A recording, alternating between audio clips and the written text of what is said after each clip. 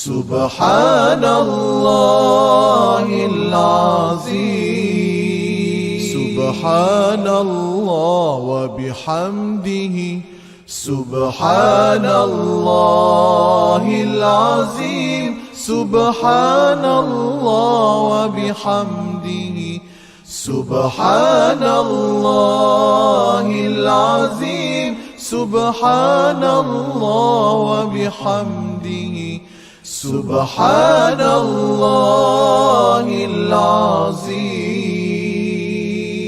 سبحان الله وبحمده سبحان الله العظيم سبحان الله وبحمده سبحان الله. بسم الله الرحمن الرحيم. من عمل صالحا من ذكر أو أنثى وهو مؤمن فلنحيينه حياة طيبة ولنجزينهم أجرهم بأحسن ما كانوا يعملون. فإذا قرأت القرآن فاستعذ بالله من الشيطان الرجيم إنه ليس له سلطان على الذين آمنوا وعلى ربهم يتوكلون. إنما سلطانه على الذين يتولونه والذين هم به مشركون. وإذا بدلنا آية مكان آية والله أعلم بما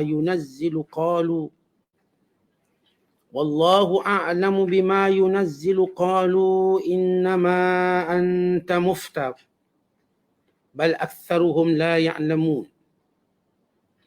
قل نزله روح القدس من ربك بالحق ليثبت الذين آمنوا وهدى وبشرى للمسلمين. ولقد نعلم أنهم يقولون إنما يعلمه بشر لسان الذي يلحدون إليه أعجمي وهذا لسان عربي مبين. إن الذين لا يؤمنون بآيات الله لا يهديهم الله ولهم عذاب أليم. إنما يفتري الكذب الذين لا يؤمنون بآيات الله وأولئك هم الكاذبون. صدق Allahul Azim. Maksudnya, sesiapa yang beramal soleh dari lelaki atau perempuan sedang ia beriman, maka sesungguhnya kami akan menghidupkan dia dengan kehidupan yang baik. Dan sesungguhnya kami akan membalas mereka dengan memberikan pahala yang lebih baik dari apa yang mereka telah kerjakan. Oleh itu, apabila engkau membaca Al-Quran, maka hendaklah engkau terlebih dahulu memohon perlindungan kepada Allah dari hasutan syaitan yang kenerjang. Sesungguhnya syaitan itu tidak mempunyai sebarang pengaruh terhadap orang-orang yang beriman dan yang berserah bulat-bulat kepada Tuhan mereka. Sesungguhnya pengaruh syaitan itu hanyalah terhadap orang-orang yang menjadikan dia pemimpin mereka dan orang-orang yang dengan sebab hasutannya melakukan syirik kepada Allah. Dan apabila kami tukarkan satu ayat Al-Quran untuk menggantikan ayat yang lain yang dimangsuhkan, dan Allah memang mengetahui akan apa yang ia turunkan, berkatalah mereka yang kafir, sesungguhnya engkau, wahai Muhammad, hanyalah seorang pendusta, padahal Nabi Muhammad SAW tidak berdusta. Bahkan kebanyakan mereka tidak mengetahui hakikat yang sebenarnya. Katakanlah, wahai Muhammad, Al-Quran itu diturunkan oleh Ruhul Kudus, Jibril, dari Tuhanmu dengan cara yang sungguh layak dan berhikmah untuk meneguhkan iman orang-orang yang beriman dan untuk menjadi hidayah petunjuk serta berita yang menggembirakan bagi orang-orang Islam. Dan demi sesungguhnya kami mengetahui bahawa mereka yang musyrik itu berkata, sebenarnya dia diajar oleh seorang manusia. Padahal bahasa orang yang mereka sandarkan tuduhan kepadanya itu ialah bahasa asing. Sedang Al-Quran itu berbahasa Arab yang fasih nyata. Sesungguhnya orang-orang yang tidak beriman kepada ayat-ayat Allah, Allah tidak akan memberi hidayah petunjuk kepada mereka dan mereka pula beroleh azab yang tidak terperi sakitnya. Sebenarnya yang tergamak berdusta itu hanyalah orang-orang yang tidak beriman kepada ayat-ayat Allah. Dan mereka itu ialah orang-orang yang bertabiat berdusta. Masih lagi dalam penafsiran surah An-Nahl. Surah yang ke-16 pada juzuk yang ke-14. Bermula ayat 97 sehinggalah ayat 105. Kalau ayat sebelum ini, Allah Ta'ala telah menceritakan bagaimana tabiat dan bagaimana perangai orang-orang kafir. Bagaimana sifat mereka yang menyengutukan Allah Subhanahu wa Ta'ala. Dan bagaimana sifat keingkaran mereka terhadap perjanjian yang mereka meterai. Khianat mereka terhadap amanah yang telah disepakati. Bagaimana mereka menjual ayat-ayat Allah, bukan perjanjian atas nama Allah dengan harga yang murah. Bagaimana sifat mereka itu, yakni orang-orang kafir, bagaikan mereka yang memintal, yang menenung, lalu menghuraikan tenunannya kembali. Sebagaimana dikisahkan seorang perempuan yang bernama Raithah binti Amri, yang terkenal sebagai perempuan yang bodoh, yang bila dia memintal suatu pintalan, bila mana siap, dia akan menguntainya ataupun akan membatalnya kembali. Maka Allah mensifatkan orang kafir, sifat mereka ini tidak menepati janji. Sifat mereka tidak amanah. Di samping sifat mereka, senantiasa melakukan perkara-perkara yang cuba untuk mencari keuntungan dunia mereka. Sehingga mereka lupa akibat yang menanti mereka akhirat kelak. Kemudian Allah mengingatkan pada ayat yang ke-96 sebelum kita masuk ayat 97 malam ini, bahawa apa pun yang berada di sisi kamu akan binasa dan apa yang berada di sisi Allah akan kekal, dan siapa yang bersabar dalam melaksanakan perintah Allah, maka Allah akan beri balasan yang lebih baik daripada perbuatan mereka. Maka datang ayat 97 bagi menjelaskan lagi tentang kelebihan orang yang bersabar dalam keimanan, yang bersabar dalam ketaatan, yang bersabar menghadapi kerenah-kerenah manusia, yang mendustakan, yang memperolokkan, yang mempermainkan perintah-perintah Allah. Maka orang beriman diperintahkan supaya tabah dan teguh. Dan Nabi Muhammad sallallahu alaihi wasallam yang membawa agama Allah ini diperintahkan untuk terus tabah dan sabar dengan ujian-ujian. Maka Allah memberi khabar gembira bagi setiap lelaki yang beriman dan perempuan yang beriman. Allah berfirman, man amila salihan, siapa pun yang melakukan amal soleh, min zakarin au untha, sama ada lelaki atau perempuan, wa huwa mu'min, dalam keadaan dia benar-benar beriman, fala nuhyiyannahu, kami akan berikan kepadanya kehidupan hayatan thayyibah, kehidupan yang baik. Baik, ayat ini menjelaskan tentang bagaimana lelaki dan perempuan sama level. Lelaki dan perempuan sama dalam mendapat pahala. Sama dalam masuk syurga. Sama dalam peluang buat ketaatan pada Allah. Ketika mana orang kafir, mereka membeza-bezakan syariat antara lelaki dan perempuan. Dengan maksud kalau perempuan buat benda ni tak boleh pahala. Lelaki je boleh pahala.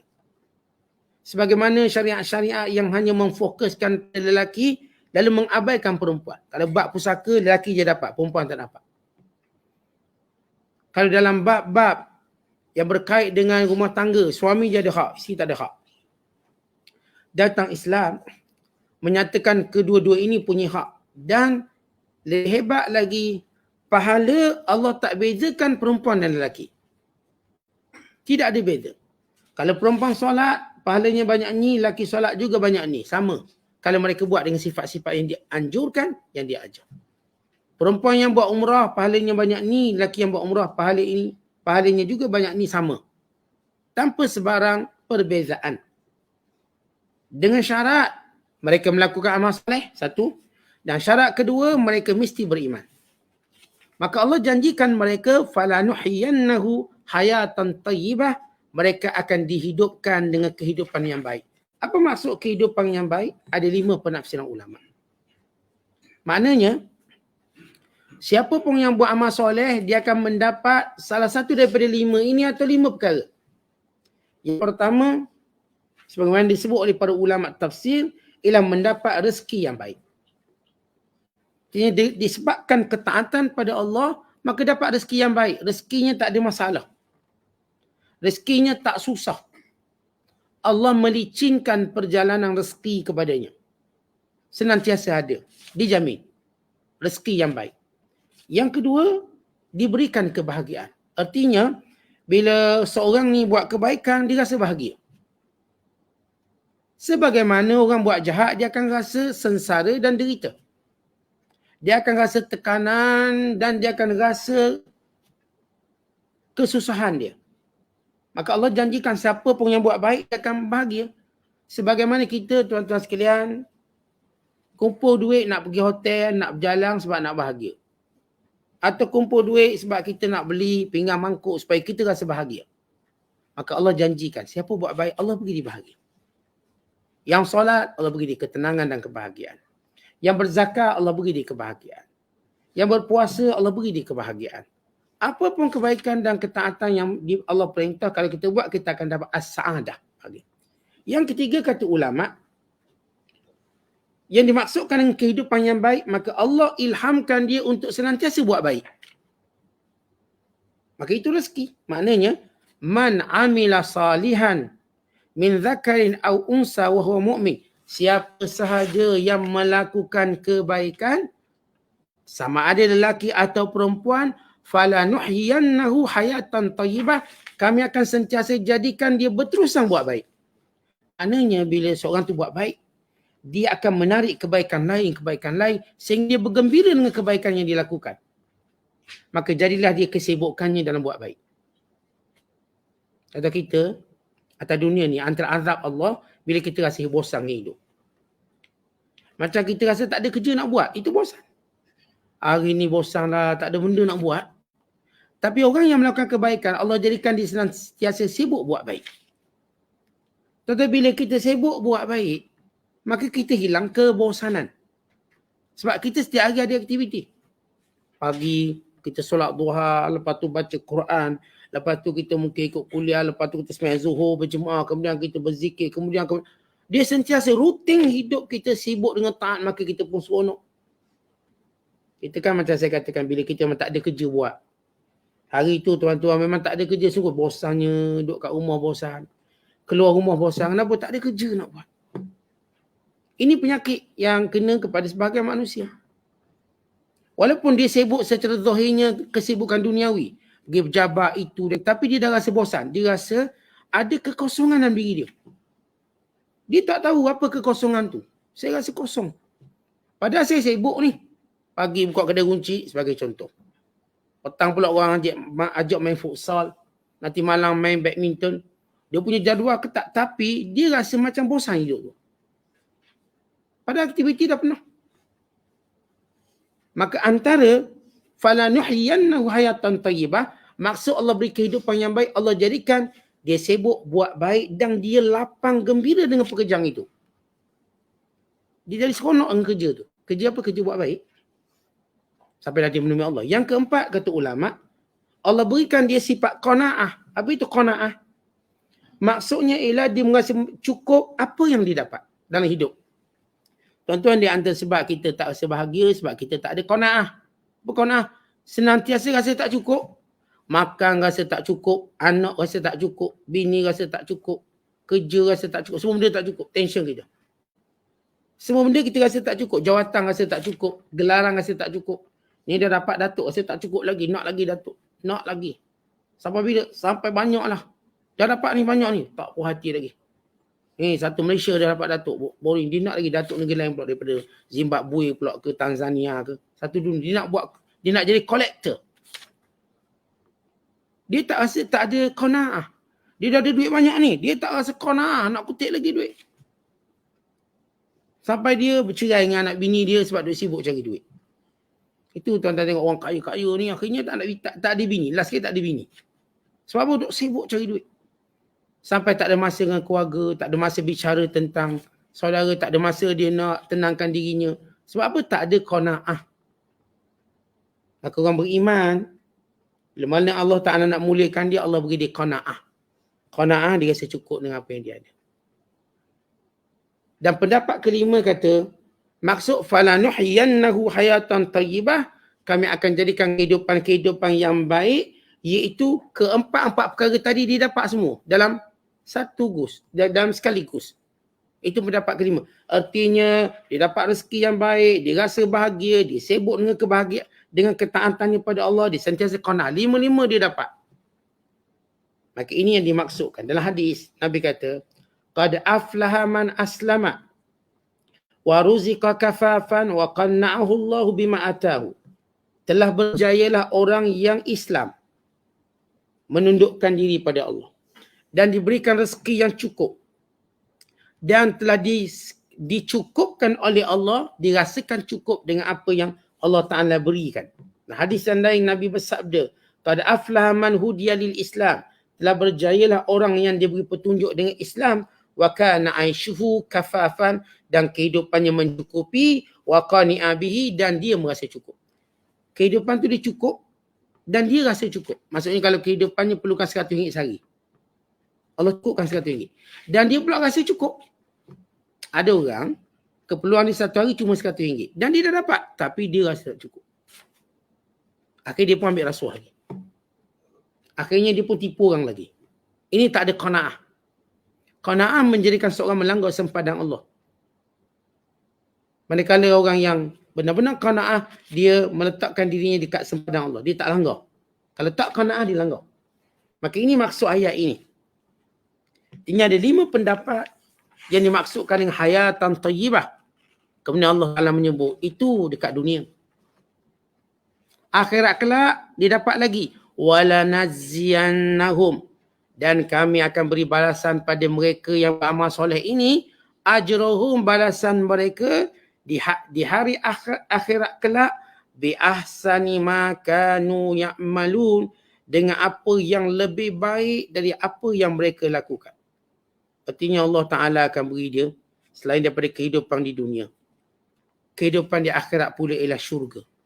Sebab tidak ada yang lebih baik dari syurga. Artinya kalau kita cerita akhirat kelak, apa yang lebih baik daripada syurga? Tidak ada. Allahumma illa melainkan melihat Allah yang telah kita bicarakan sebelum ini. Tapi nikmat yang besar akhirat kelak ialah syurga yang Allah beri. Dan syurga ni, kalau kita nak nilai dengan kebaikan kita, memang tak cukup pun. Tapi Allah janji, bila kamu buat baik, Allah akan balas lebih baik daripada perbuatan kamu. Apa dia? Syurga itulah lebih baik. Kita kalau ibadat 60 tahun tu, even 70 tahun, tak pernah kecing, tak pernah berak, masih belum layak syurga. Sebab syurga itu kekal abadi. Patutnya kita buat ibadat 60 tahun, masuk syurga 60 tahun je. Kalau kira dia sebut patutnya. Tapi dek kerana Allah janji nak beri lebih baik, kita ibadat cuma 60 tahun. Bahkan tak akan sampai 60. Kalau umur kita 60 tahun, kita bagi 3. Sebab 20 tahun tu mesti dah tidur. 1/8, 1/3 dah hidup kita. 8 jam. Daripada 24 jam. Lagi 20 tahun untuk usaha makan, minum, berak, kerja kita. Ini kita ambil maksimum orang boleh ibadat misalnya. 8 jam dia ibadat. Artinya kalau umur dia 60, 20 tahun jadi ibadat. 20 tahun. Tapi Allah bagi syurga kekal abadi. Kekal abadi. Dan sehari di syurga bersamaan 1000 tahun di dunia. Patut dia masuk syurga berapa jam je kat sana. Sebab nilai yang 1000 tahun. Tapi Allah yang maha pemurah. Allah kata, aku setiap kebaikan kamu buat, aku akan beri lebih baik daripada kebaikan kamu. Yang ini syurga. Sebab itulah Rasulullah kata, kita ni tuan-tuan, tak akan masuk syurga dengan amalan kita. Sebab amalan kita tak cukup. Kita masuk syurga dengan kerana rahmat Allah. Kerana Allah yang bayar setiap amalan kita tadi dengan pahala yang besar. Kemudian sesudah Allah menyebut tentang amal yang soleh, maka Allah beri satu contoh amal soleh. Apa dia? Baca Quran. Orang beriman hidupnya senantiasa baca Quran. Dan kita dah jelaskan sebelum ini bahawa bila seorang baca Quran, Allah pelihara dia dari nyanyuk. Maka Allah mengajar kita. فَإِذَا قَرَأْتَ الْقُرْآنِ bila mana kamu baca Quran, فَاسْتَعِذْ بِاللَّهِ مِنَ الشَّيْطَانِ الرَّجِيمِ berlindunglah dengan Allah daripada syaitan yang direjam. Artinya bila kita baca je Quran, sebut A'udzubillahi minasyaitonir rajim. Sunat. Dan kalau sekiranya dalam solat, setiap kali kita nak baca Al-Fatihah, sunat kita baca A'udzubillahi minasyaitonir rajim. Kemudian Bismillahirrahmanirrahim. Dan A'udzubillah ini dibaca secara perlahan dalam solat.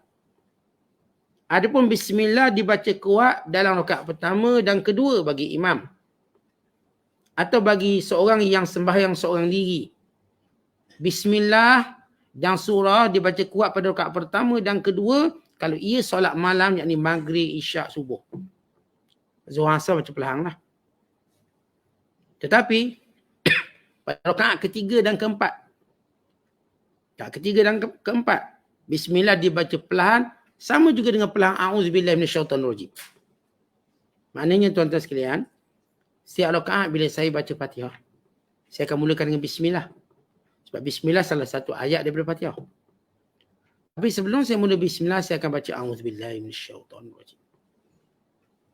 Apakah sekali je? Ataupun 4 rakaat? 4 rakaat. A'udzubillahi minasyaitonir rajim. Bismillahirrahmanirrahim. Alhamdulillah sampai waladhdallin. Rakaat kedua pun sama. A'udzubillahi minasyaitonir rajim. Bismillahirrahmanirrahim. Waladhdallin. Amin. 3, keempat. Disunatkan baca A'udzubillah. Di sini Allah bagi contoh. Tadi kita sebut. Orang yang melakukan amal soleh lelaki dan perempuan. Pasti kita nak tahu contoh amal soleh terbaik. Baca Quran. Tapi bila kita nak baca Quran, mulakan dengan A'udzubillah. Kenapa? Syaitan tahu benda terbaik ini yang akan dilakukan oleh hamba Allah baca Quran. Maka syaitan akan ganggu kita ketika baca Quran.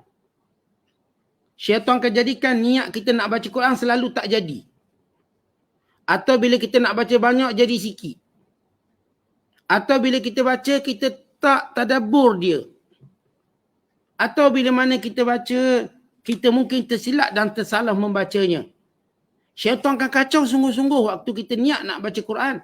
Maka setiap kali kita ada keinginan baca Quran, baca dulu. A'udzubillahi minasyaitonir rajim. Kata ulama, syaitan ni, kalau dia tak berjaya menghalang kita baca Quran, dia cuba halang kita baca banyak Quran. Yang saya kata niat kita nak baca 2 helai, biar jadi selai. Itu kadang-kadang memang niat kita nak baca sejuzuk sehari. Tiba-tiba semuka je sehari. Niat kita nak khatang sebulan sekali. Akhirnya setahun sekali belum khatang lagi. Kerja siapa tu? Syaitan. Sebab itu baca Auzubillah. Supaya tujuan kita waktu baca Quran tak lari. Kalau saya memang niat nak baca Quran hari ni 3 helai, 4 helai. Misal kata, saya sebut Auzubillahi minasyaitonir rajim. InsyaAllah 4 helai saya habis.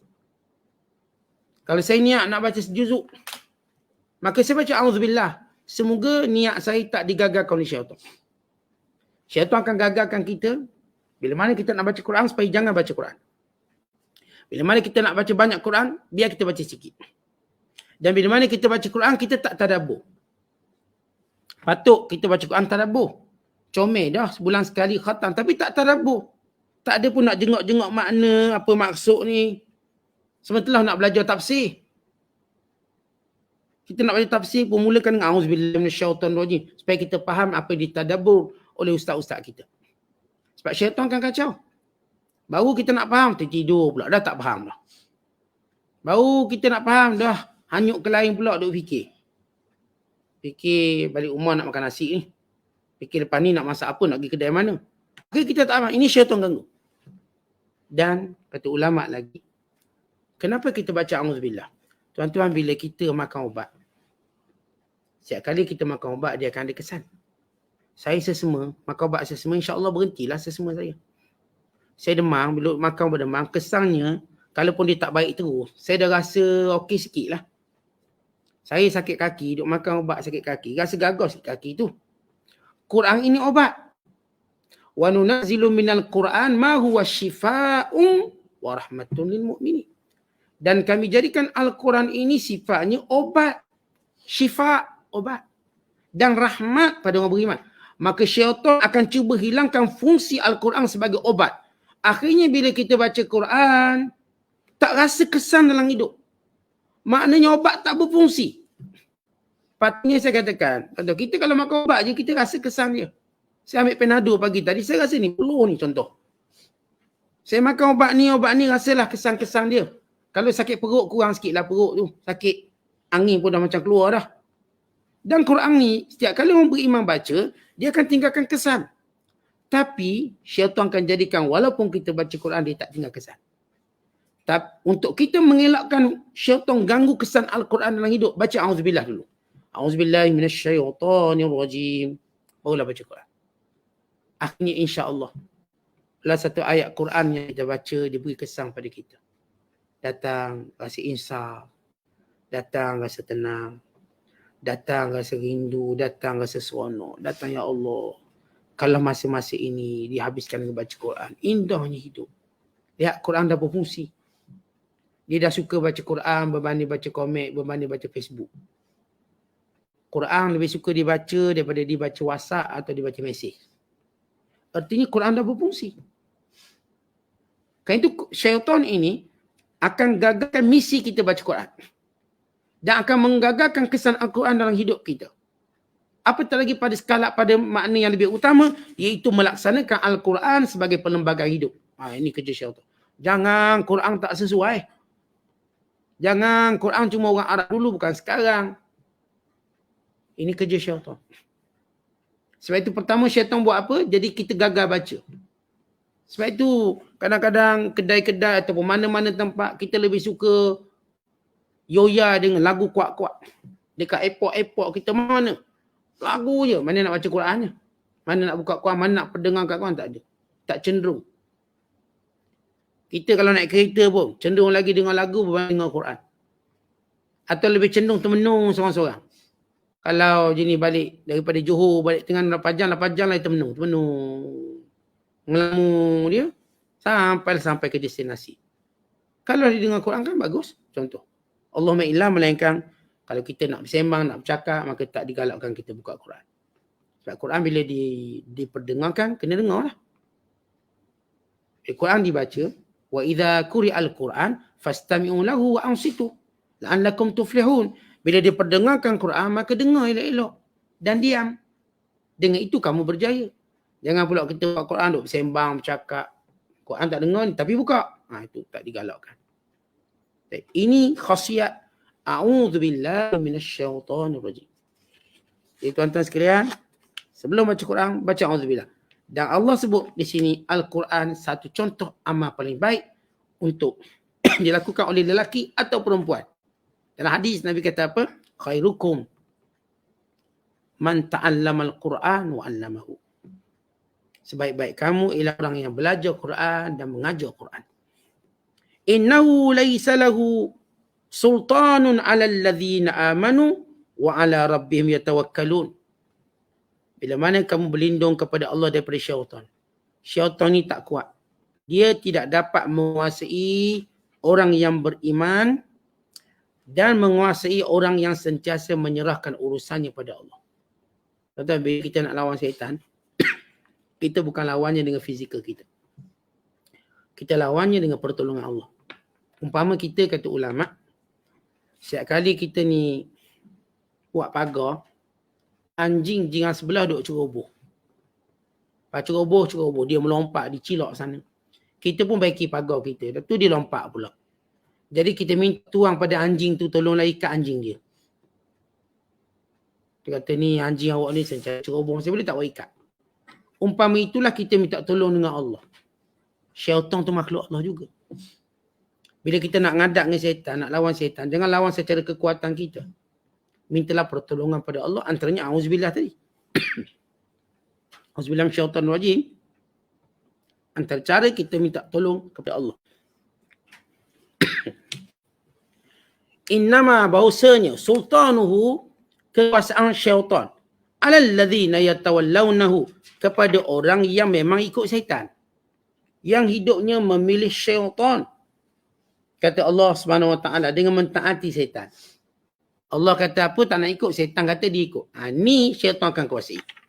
Dan kata Allah lagi, walladzina hum bihi musyrikun, dan orang yang kerjanya menyekutukan Allah. Ada dua golongan yang syaitan akan kuasai. Siapa? Itu orang-orang yang mentaati syaitan. Yang kedua, orang-orang yang menyekutukan Allah. Orang yang mentaati syaitan, contoh, Allah suruh kita solat, syaitan kata jangan solat. Dan bila orang tu tak solat, syaitan kuasai dia. Allah kata zakat, syaitan kata jangan zakat. Bila mana dia tak zakat, syaitan menguasai dia. Allah kata tutup aurat, syaitan kata jangan tutup aurat. Bila mana dia tak tutup aurat, syaitan menguasainya.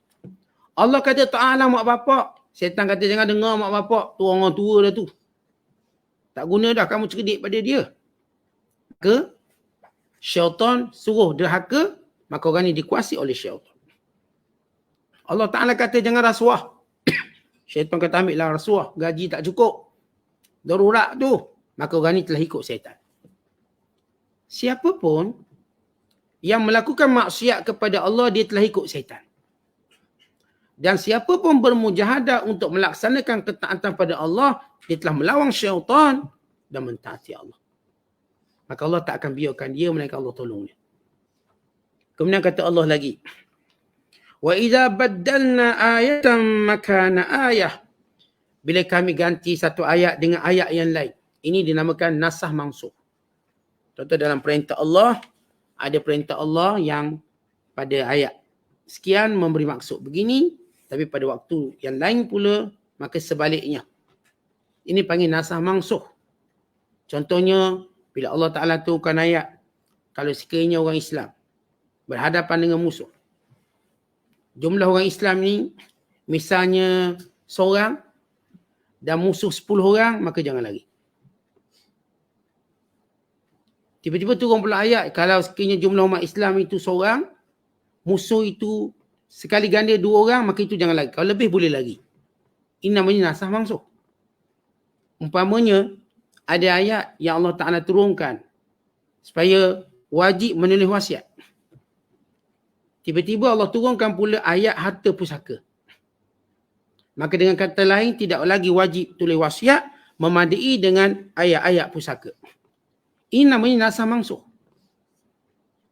Artinya ayat ini telah pun dinasahkan hukumnya dan digantikan dengan hukum baru. Lalu orang kafir kata tengok Muhammad permainkan Quran, kejap boleh, kejap tak boleh. Wala nasah mansukh ini sebagai satu rahmat keringanan Allah pada hamba-Nya. Keringanan Allah Ta'ala pada hamba-Nya. Setiap satu hukum, bila Allah ganti hukum yang lain, maka hukum itu lebih baik daripada hukum yang telah dinasahkan sebelum ini. Maka waktu mereka berkata Muhammad ni permainkan Quran, kejap ayatnya begini, kemudian ayat ni lain pula. Salah mempermainkan. Wallahu a'lam, Allah mengetahui bima yunazzil, apa yang diturunkan. Qalu innama anta muftar, dan berkata orang kafir, wahai Muhammad, kamu ini pembohong, muftar. Muftar ni mengada-ngadakan. Bal, kata Allah buahkan, aktsaruhum la ya'lamun, kebanyakan mereka tak tahu.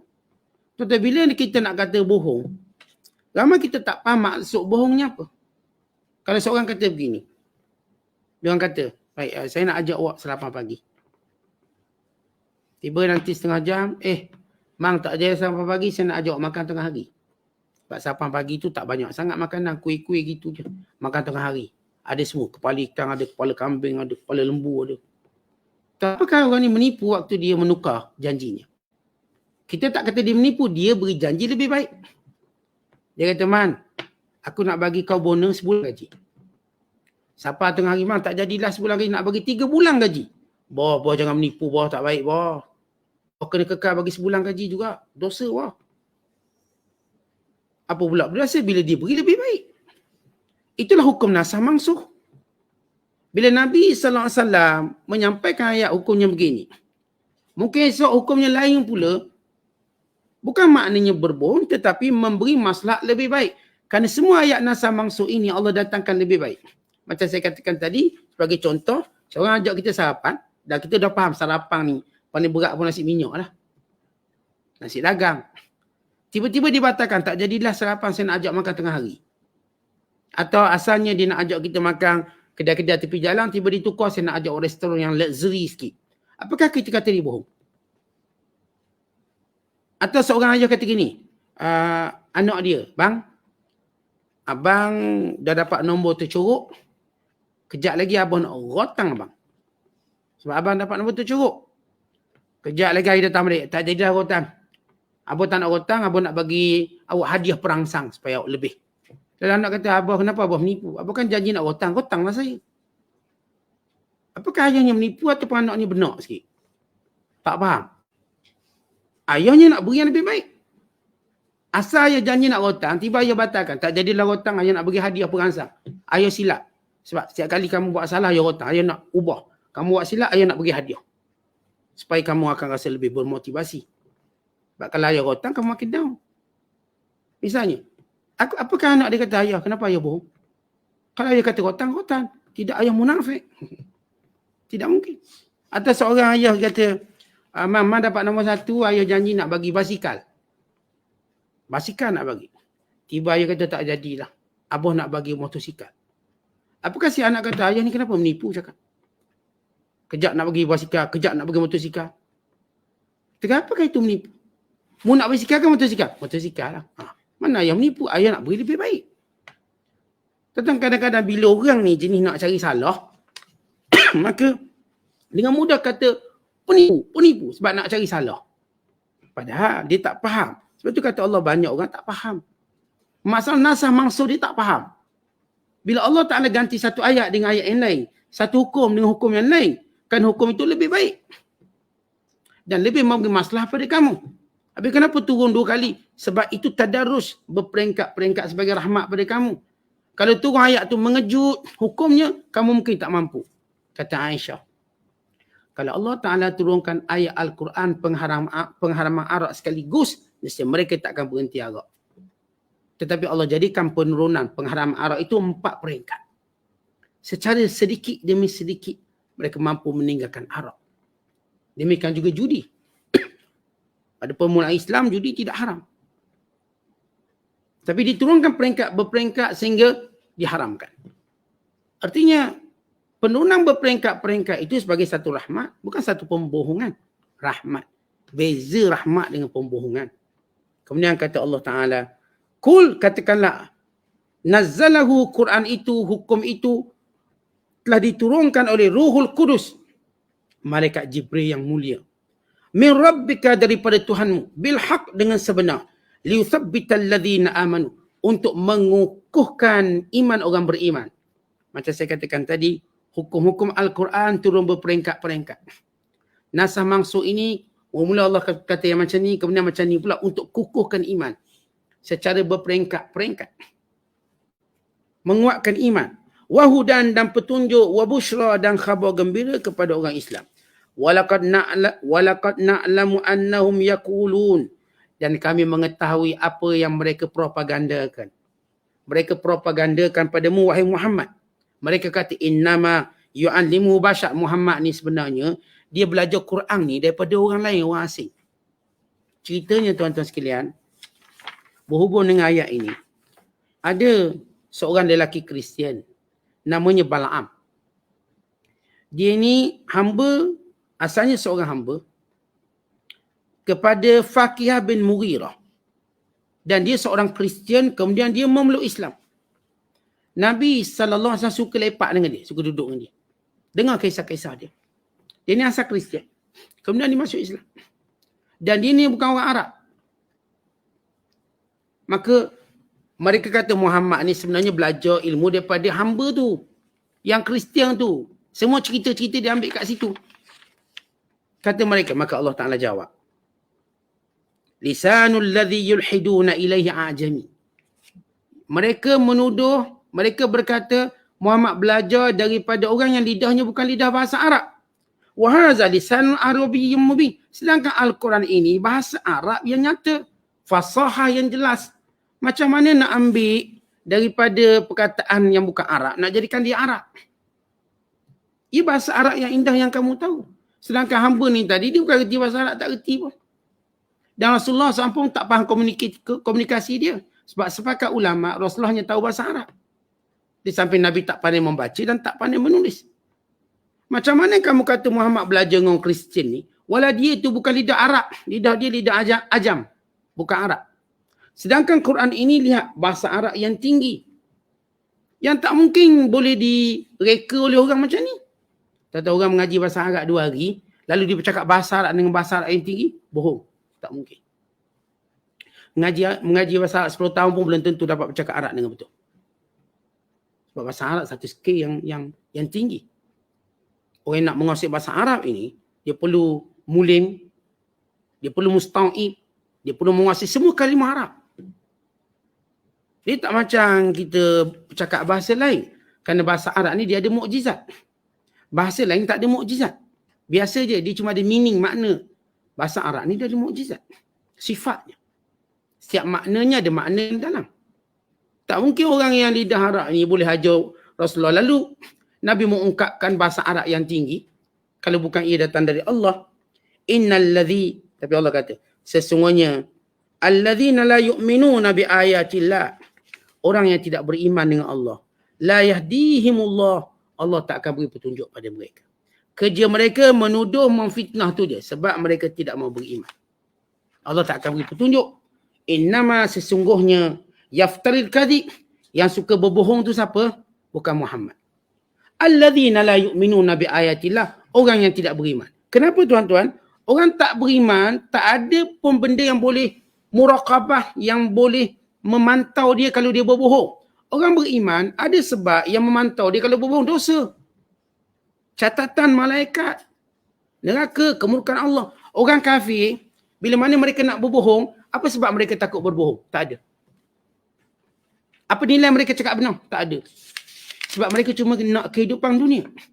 Sebab tu mereka tak kisah bila bisnes bohong. Bagi mereka itu strategik, itu marketing. Tidak kita orang Islam. Tak ada masalah bagi mereka dalam politik berbohong. Bagi mereka itu strategi untuk menang. Bagi kita tidak. Kita bercakap benar. Sebab itulah bila Muawiyah bila Abu Sufyan dipanggil oleh Raja Hercules. Maka Hercules tanya satu soalan. Apakah Muhammad pernah berbohong? Lalu kata Abu Sufyan, dia tidak pernah berbohong dengan kami sepanjang kami kenali dia. Kata Hercules, kalau dia tak berbohong dengan manusia, dengan Allah lagi dia tak berbohong. Kemanusiaan yang kita tak ada apa-apa yang kita harapkan, kita tak berbohong. Dengan Allah yang berkuasa lagi tak berani bohong. Sebab itu kata Allah, watak berbohong ni bukan watak orang beriman. Ini watak orang yang kafir. Yang tidak beriman dengan ayat Allah. Wa ulaika humul kadhibun. Mereka sebenar-benar pembohong. Tuan-tuan, kita selalu dengar pencuri tuduh orang lain mencuri. Pembohong, sebelum orang tahu bohong dia, dituduh orang lain bohong dulu. Orang bodoh, dituduh orang alim bodoh. Sebelum orang alim tu kata dia bodoh. Belum ustaz ni kata aku bodoh, baik aku kata ustaz tu bodoh tu bukan mengaji tinggi sangat. Siapa yang berani bodohkan orang kalau dia sendiri bukan orang yang bodoh? Jadi orang kafir ni, sebelum mereka dibohongi perbuatan mereka oleh Nabi SAW, mereka dulu kata Muhammad tu bohong. Muhammad tu bohong. Itulah ratik mereka setiap hari. Walaupun Nabi SAW mendatangkan dalil-dalil pembohongan mereka. Penyembahan berhala mereka dan lain-lain kekufuran mereka. Walau mereka mengetahui Rasulullah tidak pernah berbohong. Hatta dalam gurauan Nabi SAW, maka Allah menyatakan pembohong sebenarnya ialah orang kafir. Dan kita katakan, kenapa orang kafir cenderung berbohong? Sebab tak ada benda yang mereka takut untuk berbohong. Kita orang beriman banyak sebab kita takut berbohong. Banyak sebab. Dosa pahala kita. Kemurkaan Allah Ta'ala. Maka kerana itu kita takut untuk berbohong. Orang kafir tak takut. Selagi mana mereka boleh untung dengan berbohong, maka mereka akan berbohong. Wallahu a'lam. Assalamualaikum warahmatullahi wabarakatuh.